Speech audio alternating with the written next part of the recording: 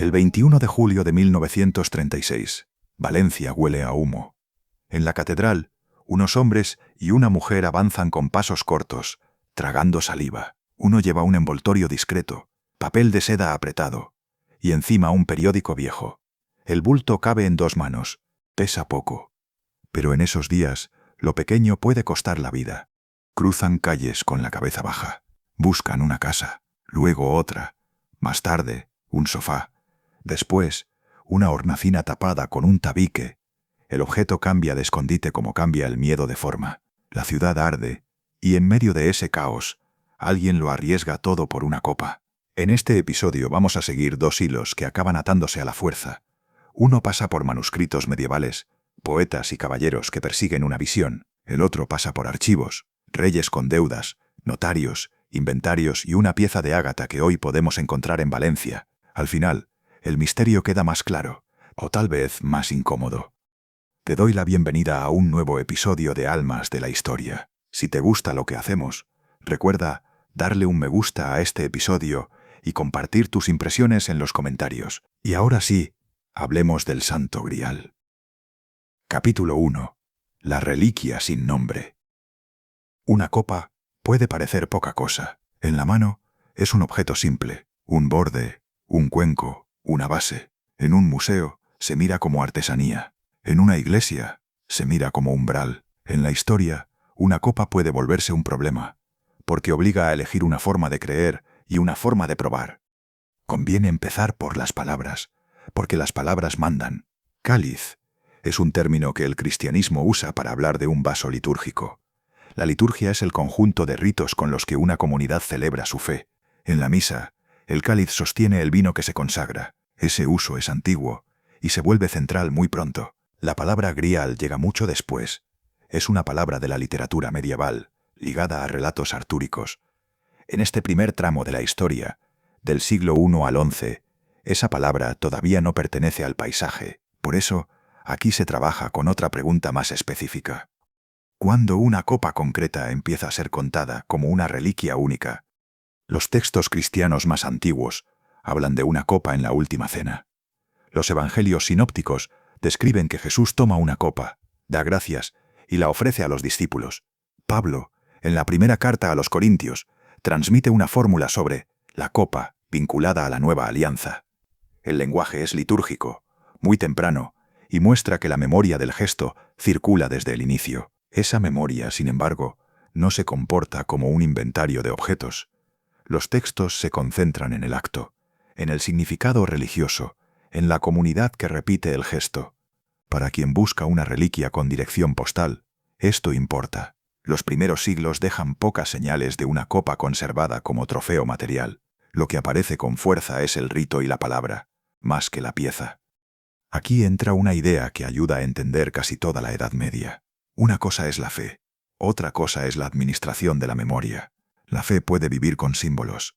La administración necesita nombres, lugares y custodios. Ese segundo plano tarda más en organizarse. Cuando se organiza, genera tradiciones. Tradición, en historia, significa una cadena de relatos transmitidos a través del tiempo.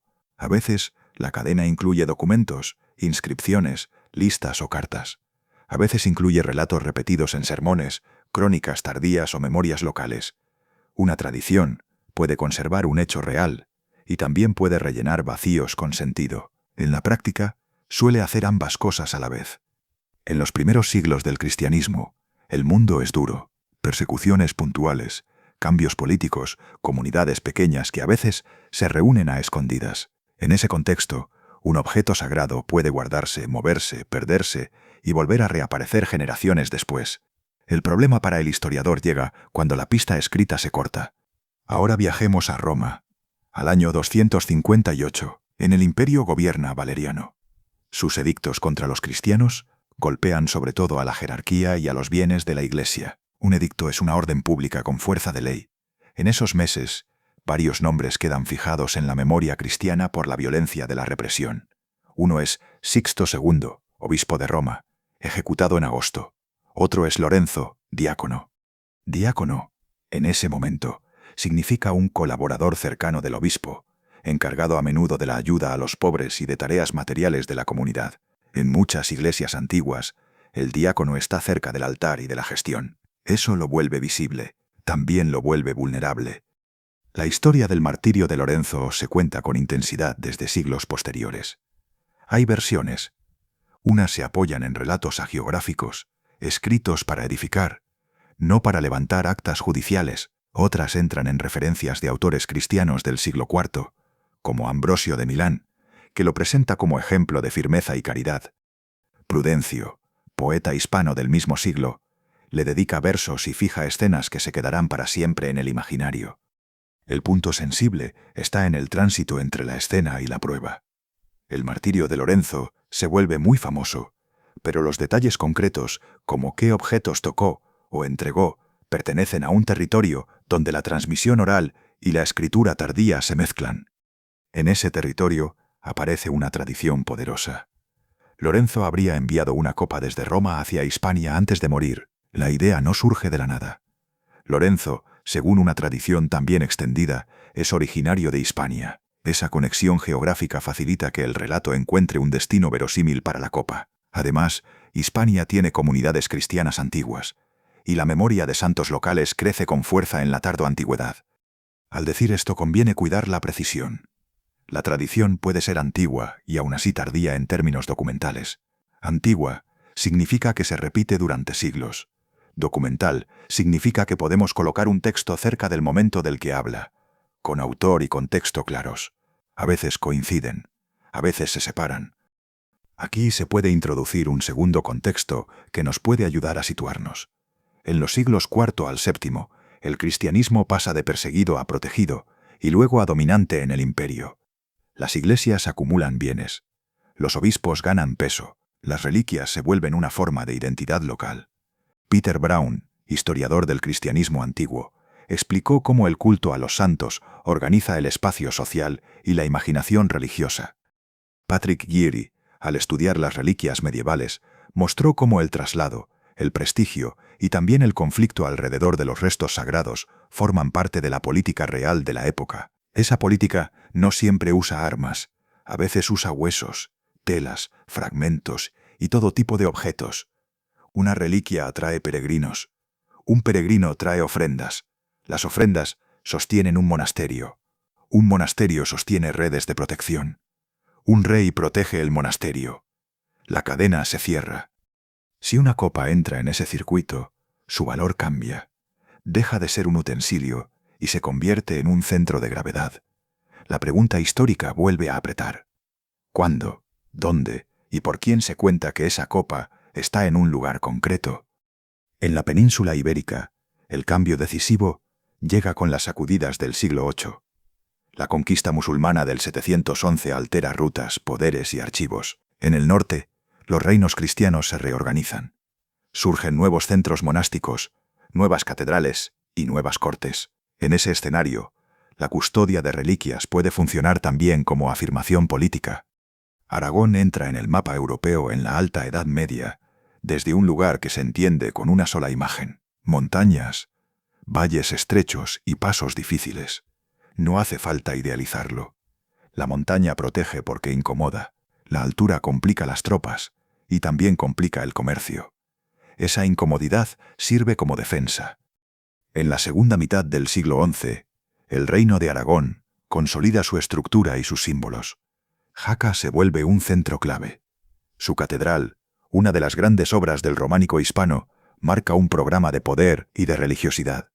A la vez, el Camino de Santiago crece como ruta de peregrinación europea y crea una red de movimiento humano constante: peregrinos, clérigos, mercaderes, noticias, cantos y promesas. Un mundo que se conecta nace alrededor de la ruta. En ese Aragón, un nombre aparece una y otra vez cuando se habla de custodias antiguas: San Juan de la Peña, monasterio ligado a la monarquía aragonesa, a la memoria del reino y a la idea de un refugio sacro. Su historia real incluye ampliaciones, reformas y relaciones políticas complejas. Su historia transmitida añade una capa más, lo convierte en guarda de tesoros. Aquí conviene hablar con honestidad. Del siglo I al XI, La pista escrita sobre una copa concreta que viaje sin interrupción resulta difícil de seguir. Lo que se puede construir con rigor en este tramo es el contexto que hace plausible el movimiento de reliquias, la potencia del culto, la utilidad política de lo sagrado y la existencia de tradiciones locales que con el paso de los siglos se vuelven más detalladas. En otras palabras, el escenario existe, los actores existen, las motivaciones existen, la línea continua, con fechas verificables y documentos cercanos, se vuelve esquiva hasta que la Edad Media más tardía empiece a llenar los archivos. Ese límite también forma parte de la historia, porque el grial y el cáliz viven de límites. La devoción suele pedir certeza. La historia suele pedir huellas. Entre ambos se abre un espacio donde mucha gente decide por intuición. Este capítulo termina con una imagen, una copa, real o imaginada, guardada en un mundo que todavía escribe poco y pierde mucho. En otro extremo de Europa, a punto de entrar en el siglo XII, las cortes empiezan a pagar a hombres que saben fabricar relatos. En sus manos, una palabra nueva va a aprender como yesca en campo seco. Capítulo 2. La mesa, el poeta y el objeto sin explicación. Hay un momento en que el silencio tiene oficio. Un escriba afila la pluma, prueba el trazo en una esquina del pergamino y sopla para secar la tinta. Si alguien entra, baja la voz. En el siglo XII, escribir sigue siendo un privilegio y también un trabajo físico. La mano se cansa, el error cuesta, la copia exige paciencia. En ese mundo, un libro puede hacer más que entretener. Puede dar linaje a una familia, autoridad a una corte y antigüedad a un reino. Puede fabricar pasado. Geoffrey de Monmouth escribe en latín una obra que titula Historia Regum Britanniae, alrededor de 1136. La firma y el título importan. El latín abre puertas. La historia promete orden. Geoffrey no escribe para campesinos ni para artesanos. Escribe para gente que manda, o para gente que quiere mandar mejor. Detrás está el poder normando en las islas, con sus tensiones internas y su necesidad de una genealogía que suene inevitable. La Inglaterra de ese tiempo vive una herida política. Enrique I ha muerto en 1135, y el trono entra en disputa entre Esteban y Matilde. El periodo que los cronistas posteriores llamarán la anarquía, con el paisaje lleno de castillos, juramentos rotos y alianzas rápidas.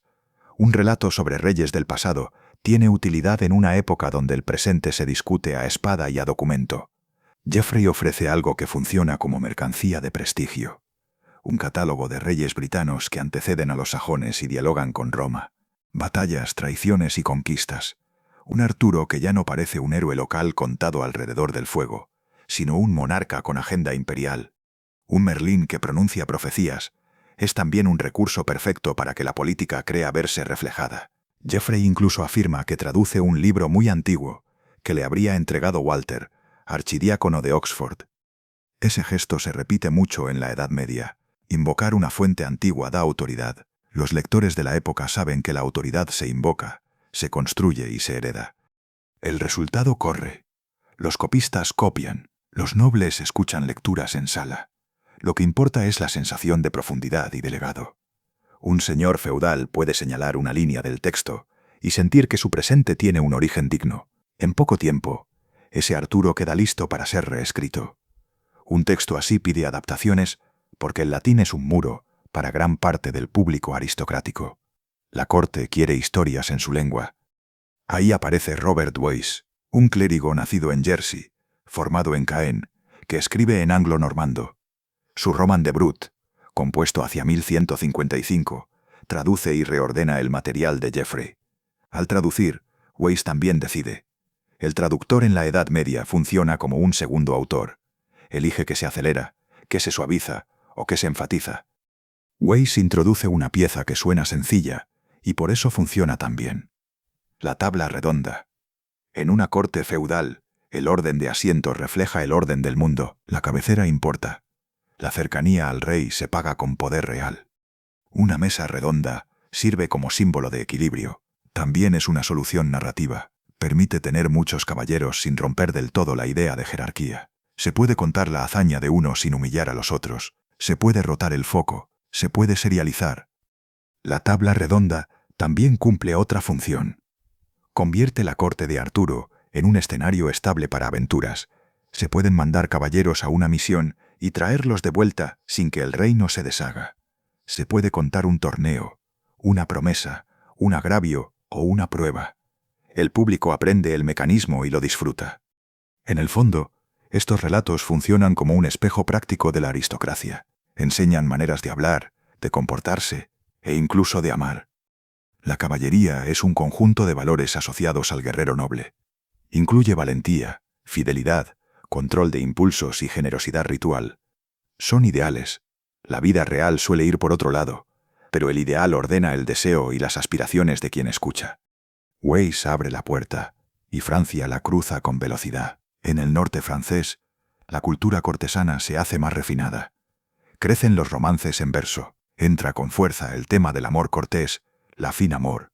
Esa relación idealizada y reglada que a veces sirve para domesticar la brutalidad del guerrero, y a veces sirve para justificarla con palabras bonitas.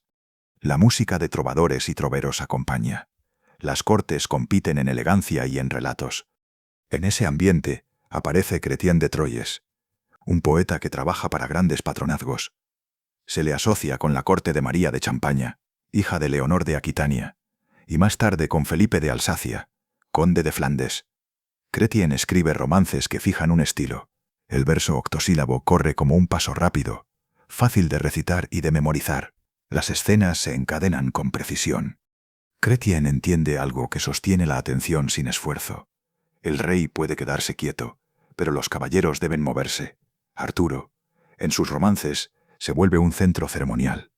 La acción la llevan los que se desplazan, se equivocan, se avergüenzan o se recomponen de sus desventuras. Ese patrón crea tensión constante. La aventura aparece como una secuencia de puertas que se abren y se cierran.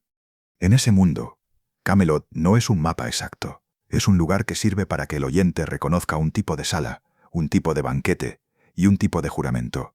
Lanzarote entra como figura que empuja el drama hacia el conflicto interior, porque su relación con Ginebra introduce una grieta moral, que el público entiende a la perfección. El amor y la lealtad chocan. La fama y la culpa caminan juntas. Chrétien hace que la audiencia espere la siguiente escena, porque cada prueba deja algo sin cerrar.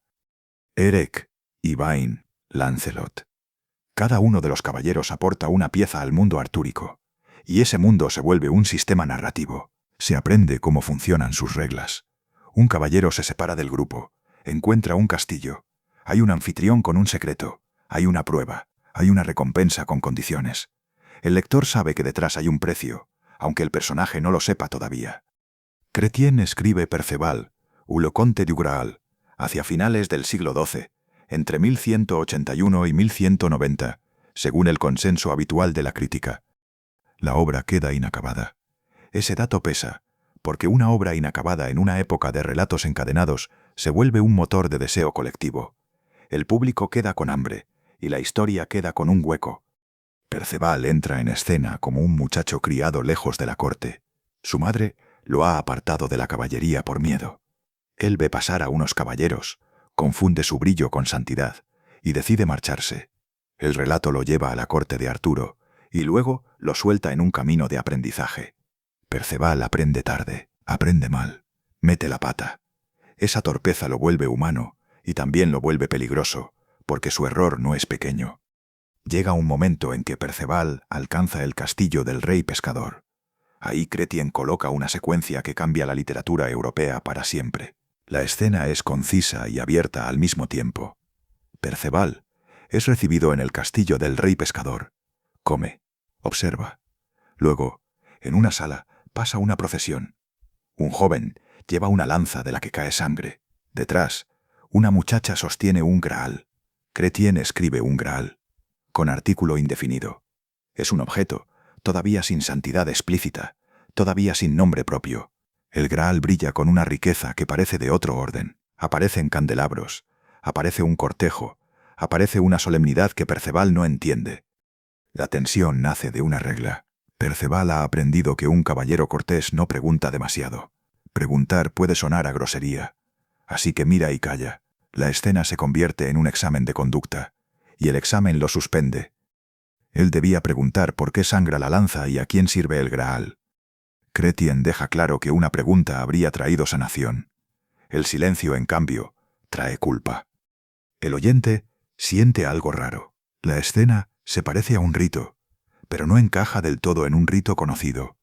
La lanza sangrante recuerda la pasión de Cristo, pero Chrétien no lo cierra. El Graal parece un recipiente de servicio, pero su paso provoca un temblor simbólico. El castillo está herido, el rey está herido, el héroe se ha herido a sí mismo por obedecer una norma social en el momento equivocado. Ahí está la ambigüedad original. El Graal funciona como objeto de visión, también funciona como llave de curación.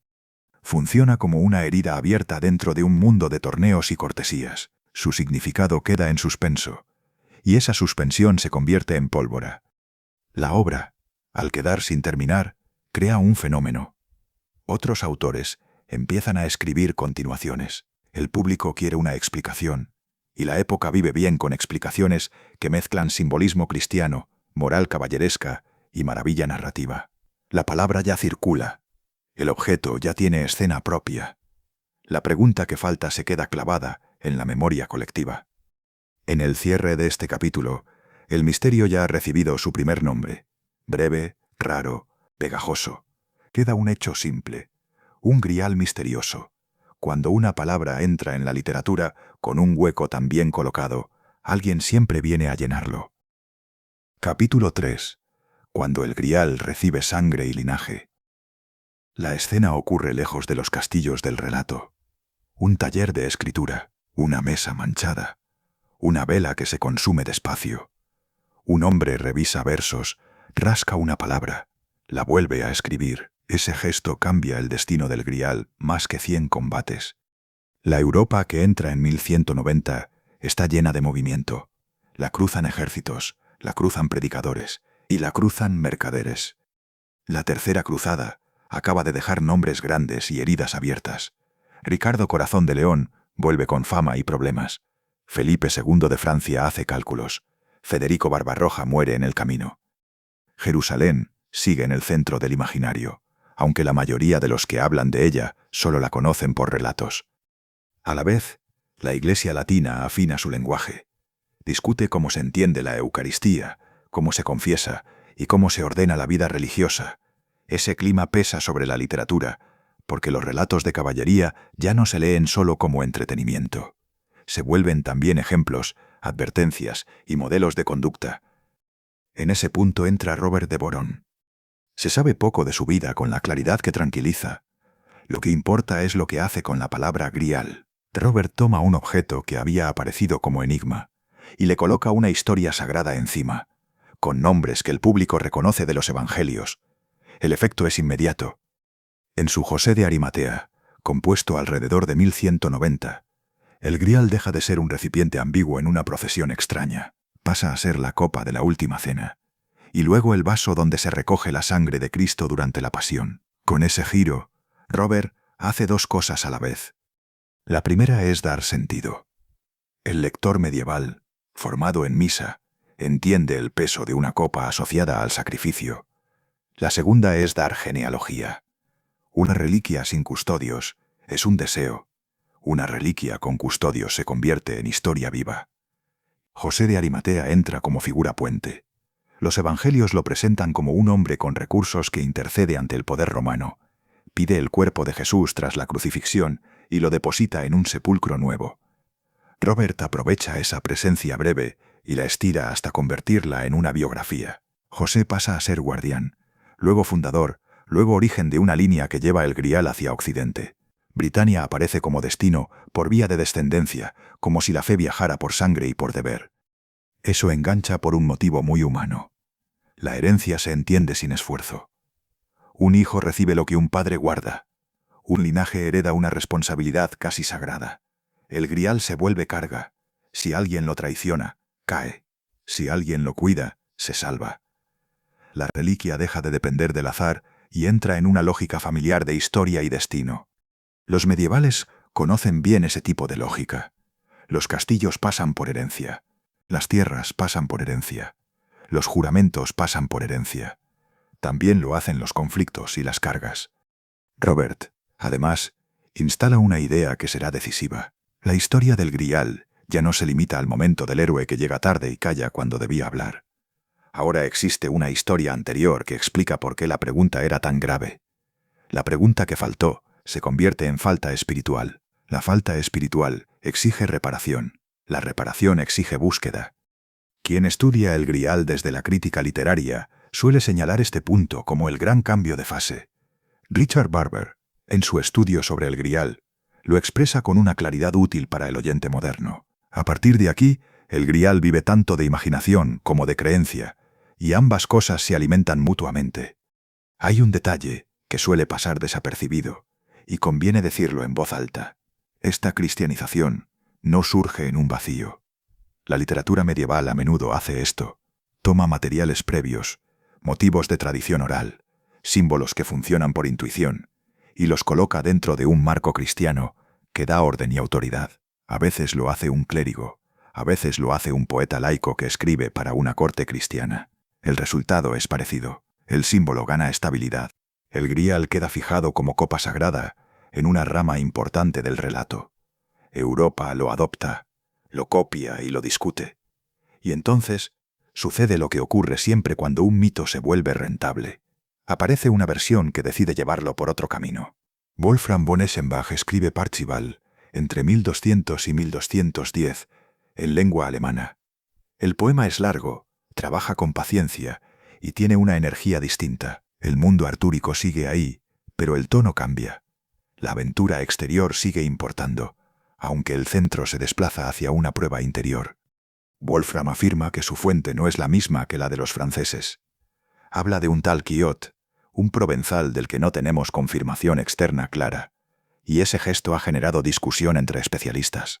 A veces suena a estrategia de autoridad, a veces suena a rastro real perdido.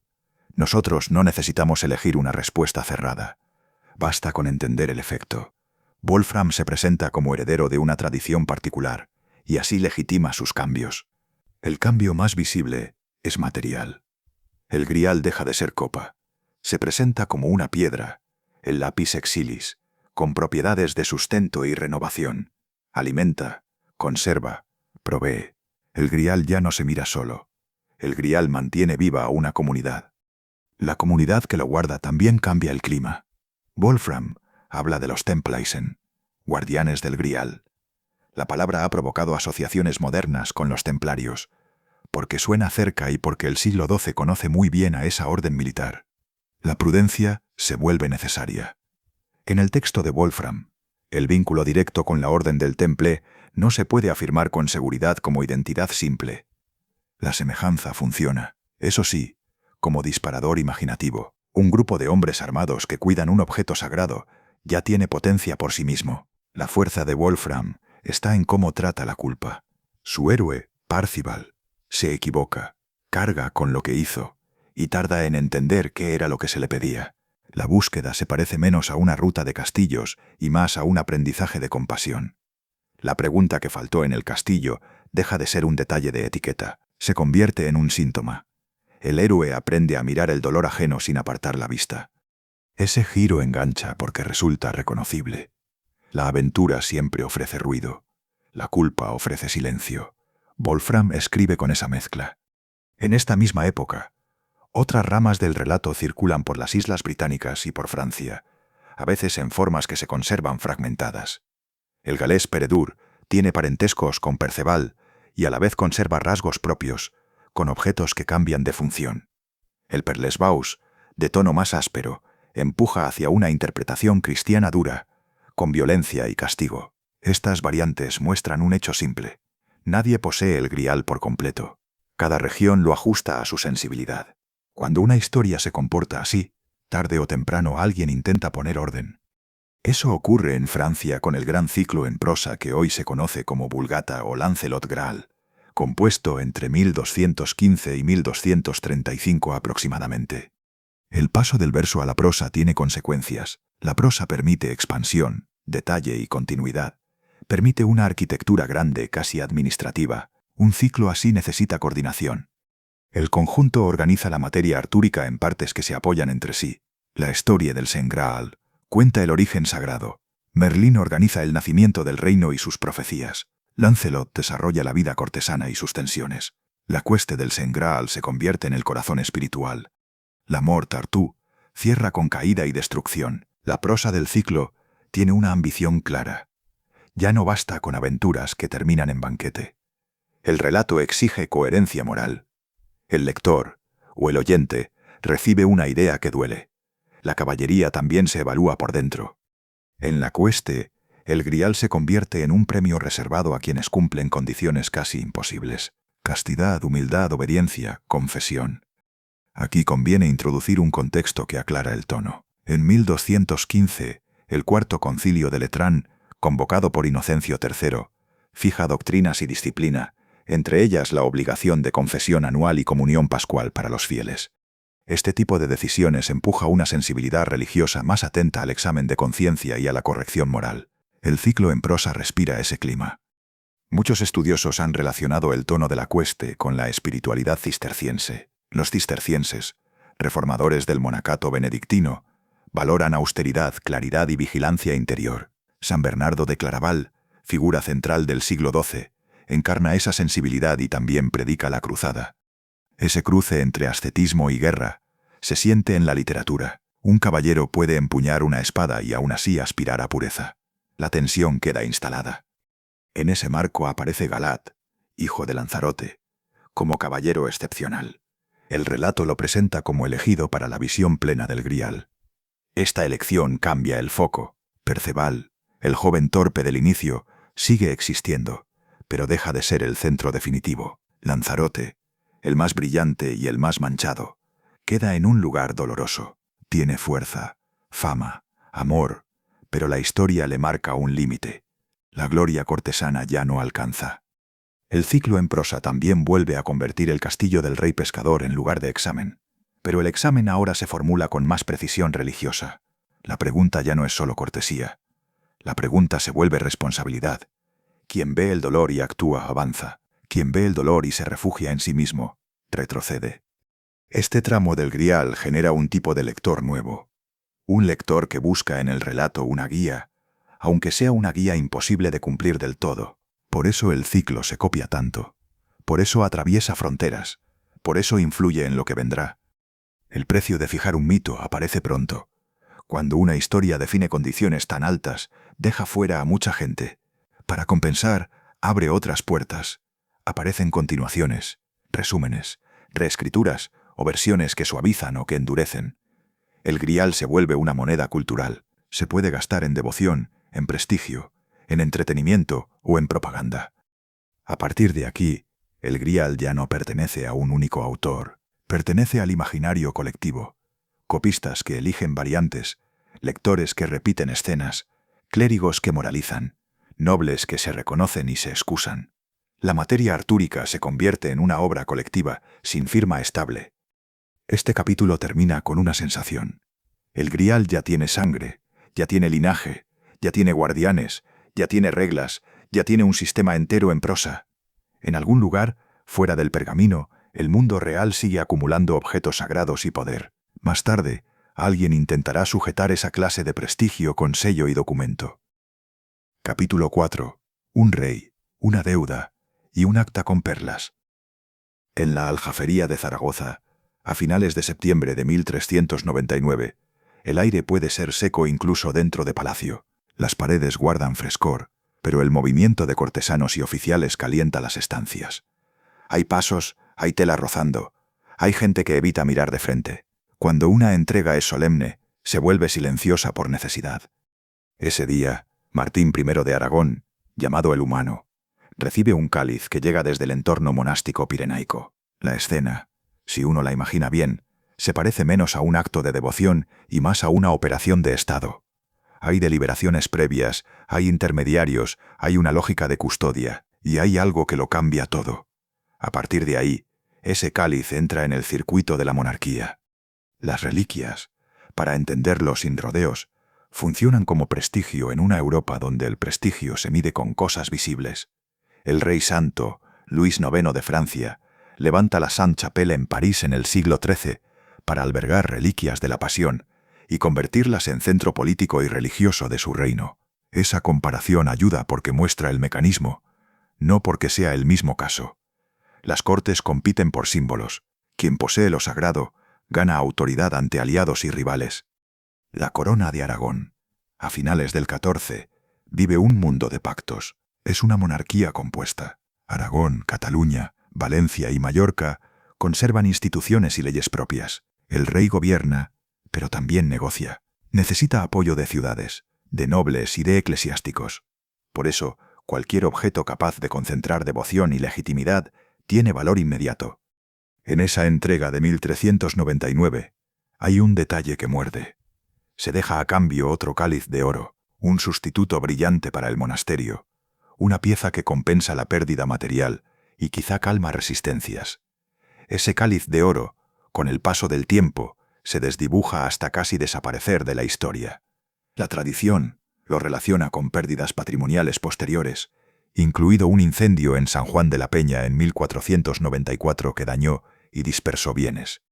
La historia de ese sustituto sirve para entender una cosa: lo que se intercambia puede perderse, lo que se convierte en símbolo real tiende a quedar mejor protegido.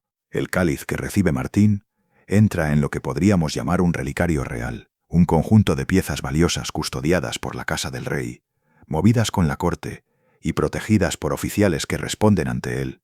En la práctica, se parecen a un tesoro portátil: joyas, orfebrería, reliquias. En el siglo XV esa mezcla es normal. El valor devocional y el valor económico caminan juntos. Martín gobierna poco tiempo más. Muere en 1410. Y su muerte abre una grieta política que cualquiera, incluso un oyente sin paciencia para genealogías, entiende al instante. Un rey muere sin heredero directo claro. Los reinos se tensan. Las familias principales miran el trono como quien mira una herencia enorme sin testamento.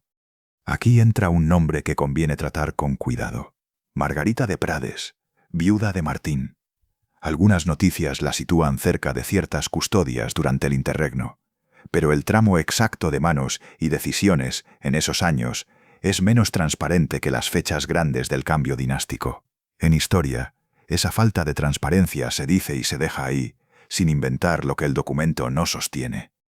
Entre 1410 y 1412, la corona de Aragón vive el interregno que desemboca en el Compromiso de Caspe. En Caspe, representantes de los distintos territorios eligen como rey a Fernando de Antequera, un trastámara castellano. Jerónimo Zurita, en sus Anales de la Corona de Aragón, relata ese proceso como un momento de tensión institucional y política.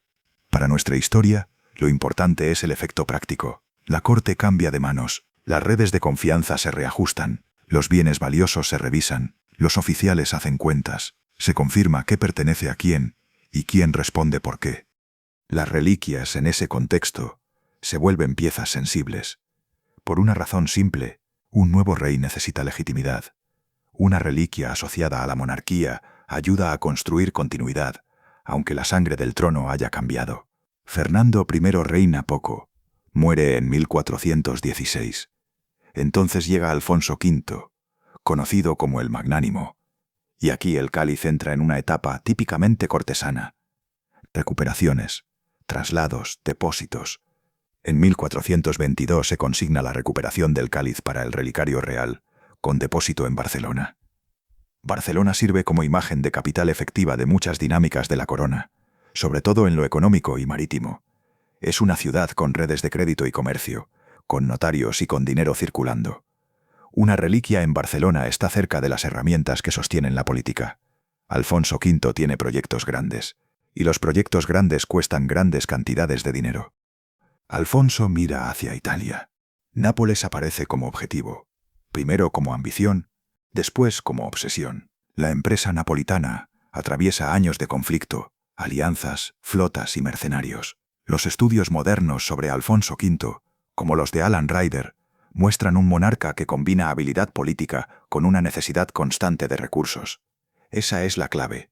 Las campañas se tienen que pagar.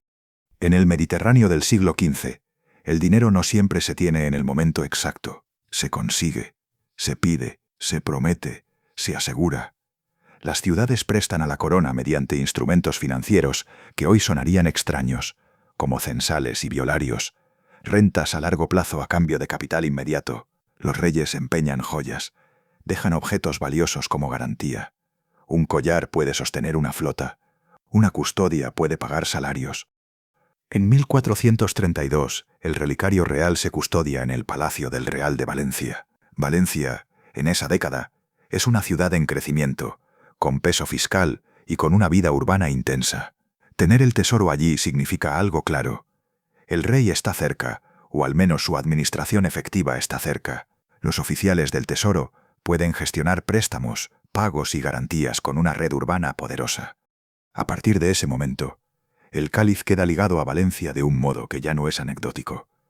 Una reliquia puede ser sagrada, pero también puede ser un activo. En tiempos de necesidad, el rey la trata como parte del patrimonio real. Alfonso necesita dinero para sus campañas italianas. Los plazos llegan. Los acreedores esperan. La política, cuando se sostiene en crédito, tiene una forma física.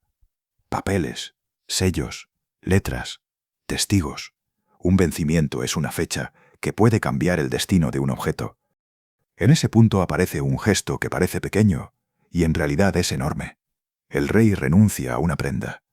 En lugar de recuperar el objeto empeñado, lo entrega de forma definitiva al Cabildo de la Catedral de Valencia. La fecha clave es el 18 de marzo de 1437. La entrega se formaliza con notarios y documento público. Un notario del siglo XV no es un simple escribiente. Es un funcionario de fe pública. Su escritura crea realidad jurídica.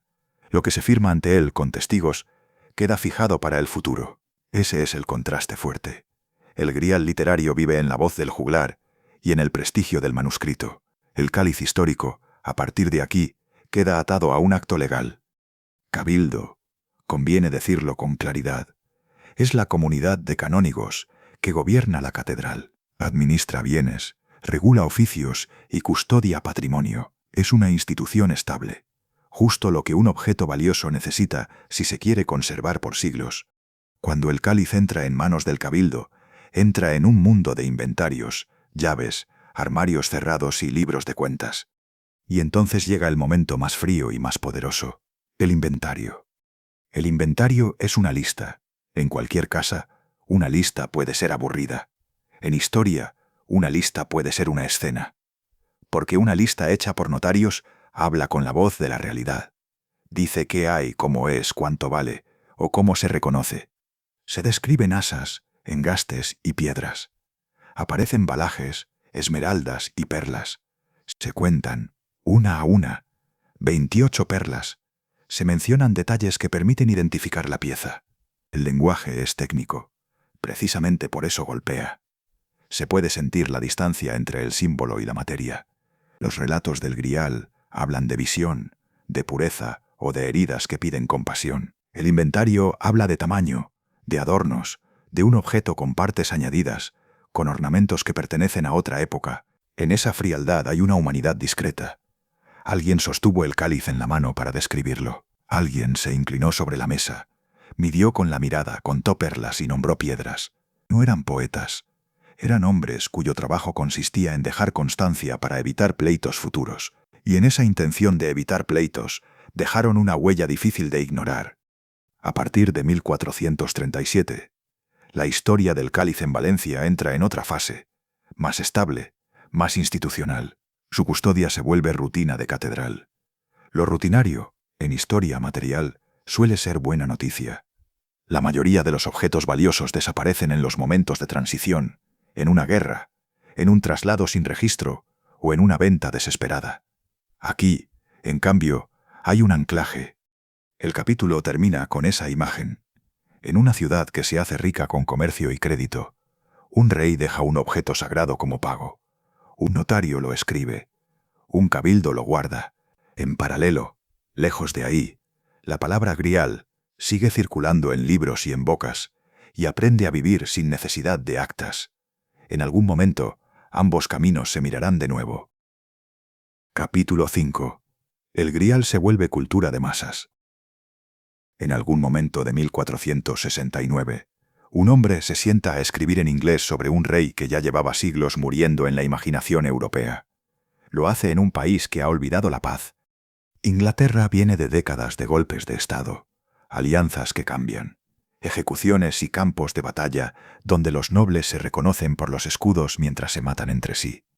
Las guerras de las dos rosas son una guerra civil prolongada. Cuando el poder se vuelve inestable, la gente busca historias que parezcan completas, con reglas claras, con un centro moral que sostenga algo. Thomas Malory compone Le Morte d'Arthur en ese clima. La figura de Malory sigue envuelta en sombras de archivo. Hay registros judiciales, hay discusiones sobre identidades posibles, hay indicios de que pasó por tribunales y encierros. En cualquier caso, el texto existe y su ambición se nota a primera vista. Malory recoge materiales franceses e ingleses, los ordena, los recorta y los pega. Ese trabajo, aparentemente humilde, cambia el mito una vez más. Adaptar significa elegir. Elegir significa perder cosas y ganar otras. Malory mantiene la búsqueda del Grial, pero su tono queda más cercano a una tragedia política. El mundo artúrico se vuelve un reino que se sostiene con esfuerzo y cae por fallos humanos reconocibles. Promesas rotas, lealtades tensas, una amistad que se quiebra, una relación que lo contamina todo. En ese paisaje, la búsqueda del Grial aparece como una exigencia alta en un mundo que ya viene manchado.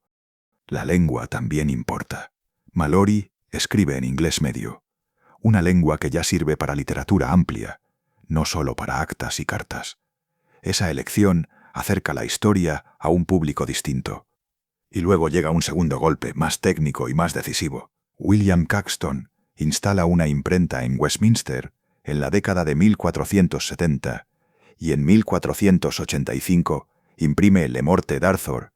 El sonido de esa máquina no se parece al de la sala de un castillo. Es un sonido seco, repetido, industrial para su época. Plomo, papel, tinta, manos manchadas, jornadas largas.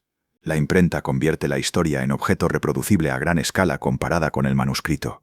Ya no depende de un copista que tarda meses. Ahora depende de un taller que puede sacar ejemplares y venderlos. Ese cambio altera el destino del Grial. En los manuscritos, el mito viaja en círculos selectos, con variaciones locales. Con la imprenta empieza a estabilizarse una versión, la que se imprime, la que se encuentra, la que se cita. La cultura europea aprende algo nuevo. Los relatos pueden circular con menos deformaciones, aunque nunca sin deformaciones.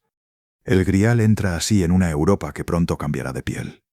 A partir de 1517, con las tesis de Lutero en Wittenberg, la cristiandad occidental se parte. La Reforma protestante abre una crítica dura contra reliquias, peregrinaciones, indulgencias y prácticas que desde su punto de vista desvían la fe hacia lo material. En muchas regiones, esa crítica se traduce en iconoclasia, imágenes destruidas, relicarios saqueados, santuarios vaciados. En Inglaterra, la ruptura con Roma bajo Enrique VIII y la disolución de los monasterios en la década de 1530 arrasan bibliotecas, economías locales y redes de devoción. La Edad Media institucional se desmantela con violencia administrativa. Ese contexto vuelve delicado todo símbolo que huela a reliquia milagrosa. La idea del Grial, tan pegada a lo sagrado en las versiones más cristianizadas, entra en un tramo incómodo, no desaparece del todo. Se mueve, cambia de tono. A veces se esconde dentro de lo literario, como si la ficción lo protegiera mejor que la teología. En paralelo, el Renacimiento desplaza el foco cultural. El prestigio intelectual se reorienta hacia Grecia y Roma. El humanismo aprende a leer a Cicerón y a Virgilio con una reverencia nueva. Los mecenas pagan frescos con dioses clásicos. Las cortes quieren parecer romanas. La caballería medieval, con sus juramentos y sus pruebas, empieza a verse como pasado rústico en algunas élites. En ese ambiente, las historias artúricas siguen vivas, pero pierden centralidad. Quedan como repertorio, algo que se conoce, algo que se puede citar, algo que se guarda en una estantería mental. En España, el golpe literario llega con una obra que hace reír y duele al mismo tiempo. Don Quijote de la Mancha, publicado en 1605 y 1615, parodia los libros de caballerías y los deja expuestos. Después de Cervantes, la caballería se vuelve sospechosa de ingenuidad. Eso no mata al Grial, pero lo obliga a esperar otra época. La Ilustración añade otra capa. El siglo XVIII premia la razón pública, la crítica y la distancia. Los mitos medievales se toleran como curiosidades o como cuentos. El Grial atraviesa ese tramo como un recuerdo. Sigue presente en bibliotecas, en eruditos, en coleccionistas o en anticuarios, pero ya no está de moda. Y entonces el mundo cambia otra vez, con una fuerza que se siente en el cuerpo. Chimeneas, carbón, fábricas, ciudades que crecen hasta volverse oscuras, jornadas largas, disciplina, ruido. El siglo XIX industrial transforma la vida cotidiana y también transforma la nostalgia. En Inglaterra, la Edad Media vuelve a resultar deseable, por una razón íntima. Ofrece un paisaje que parece más lento, más ordenado y más consentido, aunque esa imagen sea selectiva y muchas veces idealizada. La gente busca un pasado que parezca habitable. En ese contexto nace el medievalismo moderno, una recuperación consciente de estilos, relatos y símbolos medievales. En 1817 se publica una reimpresión moderna de Malory, que ayuda a reactivar la materia artúrica para nuevos lectores. Este detalle editorial tiene consecuencias. Una obra que antes era patrimonio de estudiosos y bibliófilos entra en circuitos más amplios. La búsqueda del Grial vuelve a sonar. La literatura romántica abre el camino. Walter Scott, con Ivanhoe en 1819, muestra que la Edad Media puede venderse como emoción, como identidad o como espectáculo. No hace falta que sea Arturo, basta con que suene medieval para que el público se enganche. En ese mismo siglo, el revival gótico en arquitectura llena ciudades de agujas, arcos apuntados y vitrales como declaración cultural. En ese clima, Alfred Tennyson se convierte en un nombre central. Poeta laureado del Reino Unido, vive el peso de escribir para un país que se mira al espejo imperial y al mismo tiempo siente vértigo industrial. En su proyecto Idylls of the King, publicado a lo largo de décadas, Tennyson reordena el mundo artúrico para el público victoriano. En 1869 publica El Santo Grial dentro de ese ciclo. La escena que propone ya no es la de un castillo medieval contado en voz de trovador. Es una escena con sensibilidad victoriana, con culpa íntima, con disciplina, con un ideal alto que causa daño. Tennyson convierte la búsqueda en dilema moral moderno. La visión del Grial tienta, eleva y arrasa. El relato se vuelve más psicológico. El caballero no solo viaja, se mira por dentro y se juzga. Ese mismo siglo inventa una manera nueva de ver el mito. Lo pinta. En 1848 nace la Hermandad prerrafaelita en Inglaterra. Rossetti, Millais, Hunt y otros reaccionan contra lo que consideran fórmulas académicas vacías. Buscan intensidad, detalle y verdad visual. Miran al arte anterior a Rafael como símbolo de pureza técnica y espiritual. En términos prácticos, pintan con precisión obsesiva, colores claros, rostros que parecen retratos de gente real. El mundo artúrico les sirve como material ideal. Hay castillos, hay armaduras, hay ritual, hay tragedia. También hay algo muy útil para un pintor. Hay símbolos. Una espada puede significar deber, una mirada puede significar traición, una copa puede significar salvación o condena según el contexto. Galaad, el caballero de pureza extrema en la tradición del Grial, se vuelve figura recurrente porque encarna un ideal que la época desea y teme. Demasiada pureza puede aislar. Esa idea se entiende incluso sin leer teología. En la segunda mitad del siglo XIX, Edward Burne-Jones, cercano al círculo prerrafaelita, trabaja series artúricas que fijan imágenes duraderas. Sus personajes parecen cansados, hermosos y suspendidos en un aura casi espiritual. Es un arte que pide silencio. Ese silencio convive con las fábricas. Esa convivencia es el corazón del medievalismo victoriano. Hasta aquí, el Grial ya se ha convertido en producto cultural amplio. Libros, ediciones, poemas leídos en casa, cuadros vistos en galerías. Falta el paso final, la música como ceremonia. Richard Wagner estrena Parsifal en Bayreuth en 1882. El proyecto no es solo una ópera. Wagner la presenta como Bühnenweihfestspiel, una obra festival para la consagración del escenario. La palabra ya dice la intención. El teatro se parece a un templo. El público entra a un rito estético. Wagner rehace materiales medievales alemanes vinculados a Wolfgang von Eschenbach y los combina con su propio mundo filosófico y musical.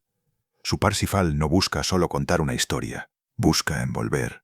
El oyente recibe música lenta, cargada, con leitmotivs que reaparecen como marcas de memoria. La sensación es de ceremonia. El grial se convierte en un centro fijo, casi litúrgico, alrededor del cual giran culpa, compasión, deseo, herida, renuncia. La época recibe esto como acontecimiento. Bayreuth se vuelve peregrinación cultural, gente que viaja, que paga, que comenta, que vuelve a casa con una experiencia. El grial entra en la lógica moderna del espectáculo masivo, incluso antes de la imagen en movimiento. Este paso tiene dos consecuencias que conviene dejar claras sin moralina. Primero, el símbolo se vuelve transportable. Ya no depende de un manuscrito raro. Puede repetirse en escenarios, en orquestas, en partituras vendidas o en críticas de prensa. Segundo, el símbolo se vuelve más disponible para interpretaciones. Un símbolo fuerte puede ser usado por espiritualidad, por arte, por política o por marketing. El siglo XIX ya intuye esa elasticidad, aunque su uso extremo pertenezca más al futuro. En Valencia, mientras tanto, una copa custodiada por una institución estable sigue su vida silenciosa, lejos de Bayreuth y de los talleres de Londres. Ese contraste prepara el final de nuestro viaje. Un mito que crece con cada formato nuevo y un objeto que, sin hablar, acumula una biografía material. El siguiente paso ya se siente en el aire de 1882. El mundo ha aprendido a reproducir emociones a escala. Cuando aparezcan cámaras y pantallas, el grial va a encontrar un motor que no habría imaginado. Capítulo 6. Cuando el mito se mira con luz blanca. Marzo de 1809. El puerto de Valencia tiene actividad suficiente para camuflar una salida. Cajas que suben y bajan, órdenes en voz baja, manos que evitan temblar. El miedo no suele gritar, se concentra. En esos días, el cabildo decide sacar el tesoro de la catedral.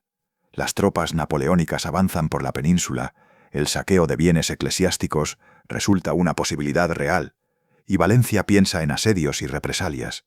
En un relato conservado y estudiado por historiadores, el tesoro sale el 19 de marzo de 1809 rumbo a Alicante, con una pequeña comitiva y con el beneficiado Pedro Vicente Calvo, entre quienes acompañan el traslado. El cáliz forma parte de ese movimiento. A partir de aquí, su biografía entra en el tiempo moderno, el tiempo de barcos, recibos, itinerarios y pérdidas posibles. La cronología de la propia catedral sitúa el objeto en Alicante durante 1809, en Ibiza durante 1810 y en Palma de Mallorca en 1812, con regreso a Valencia en 1813.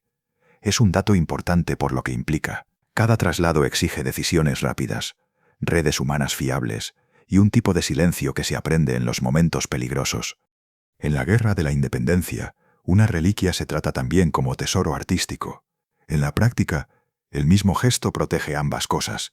Quien carga una caja protege valor económico y valor simbólico a la vez. Ese doble valor explica la disciplina con la que se actúa. El cáliz regresa a la catedral en 1813 y desde entonces el objeto arrastra una historia de supervivencia que muchos creyentes leen como señal.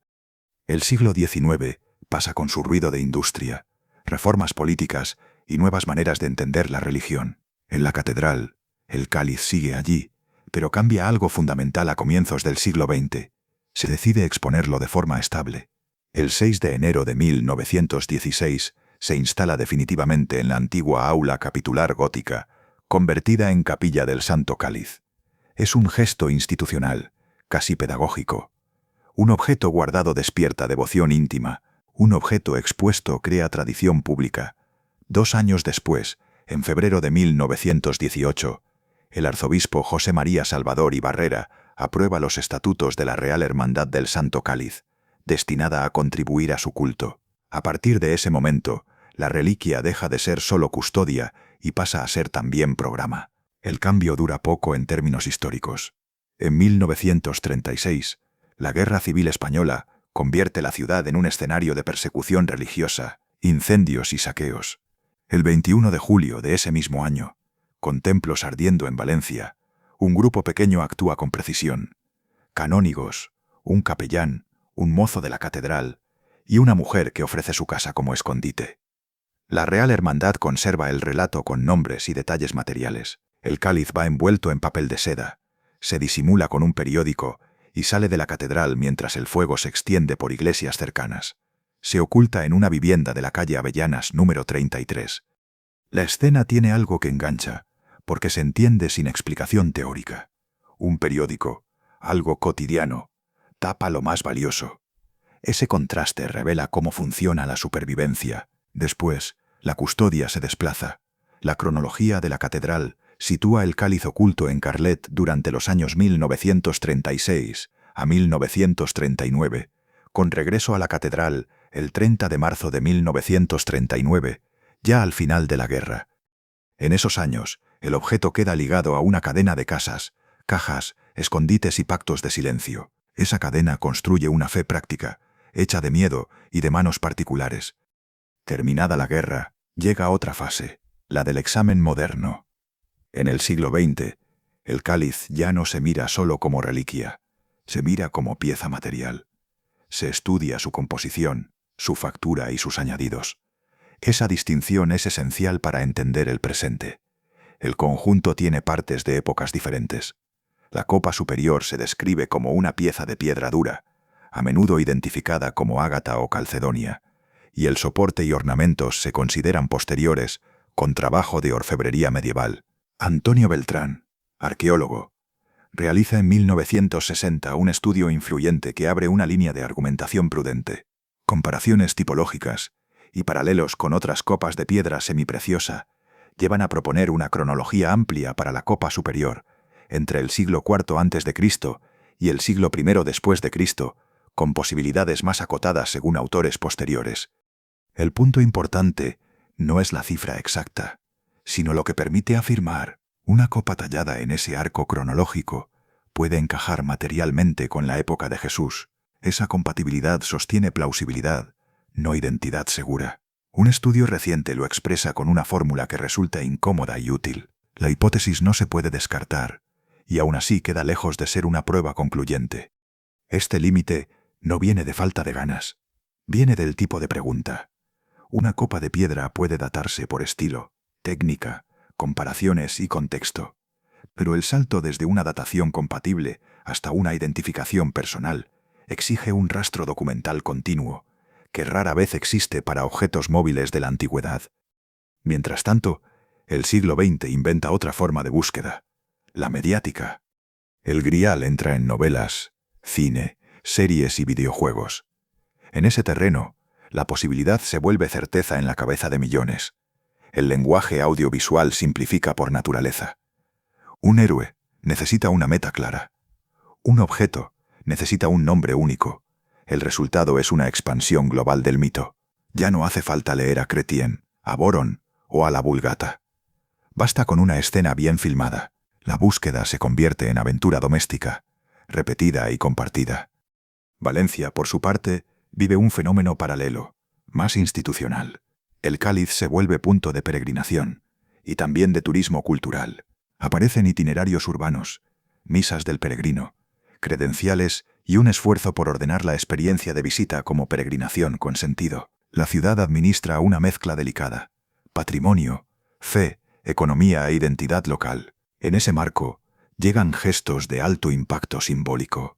La catedral registra que Juan Pablo II celebra la Eucaristía con el Santo Cáliz en 1982 y que Benedicto XVI lo utiliza en 2006 en Valencia durante el V Encuentro Mundial de las Familias. La fecha de la misa de 2006 consta también en el propio registro del Vaticano.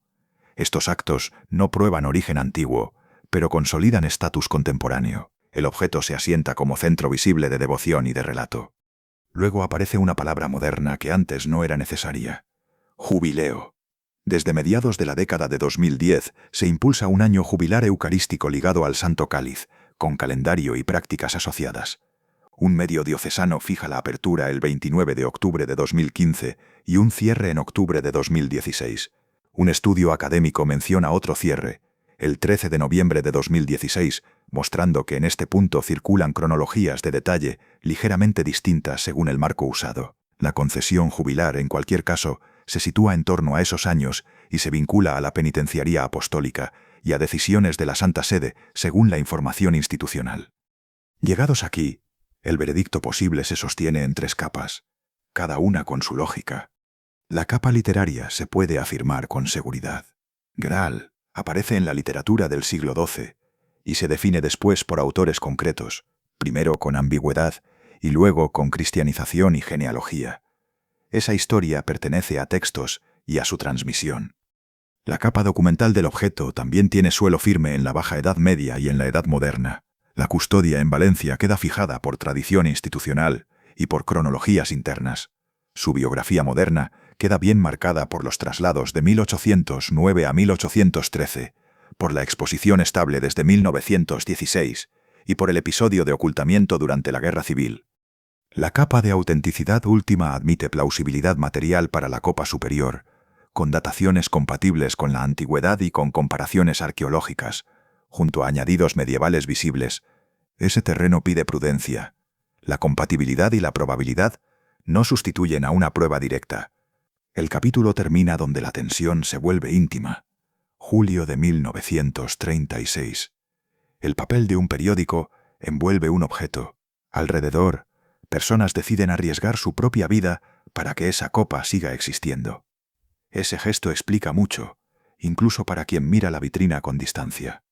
Un objeto así se conserva porque un relato lo sostiene, y porque una parte humana busca tocar lo sagrado con las manos, aunque sea por un instante. Gracias por escuchar.